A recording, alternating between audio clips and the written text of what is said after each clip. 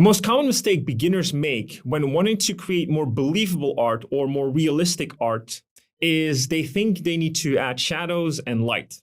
Now, because of that wording, light and shadow, you already get confused very fast, because I can tell you it's not light that adds realism. It's also not shadows or strong shadows that add realism.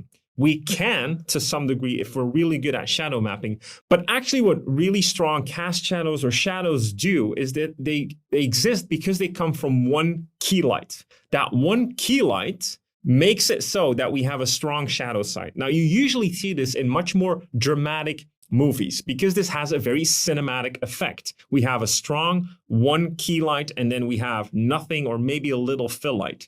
Now, all of these concepts look very and seem very confusing in the beginning. The easiest way to add volume and realism to your designs is to just add halftones.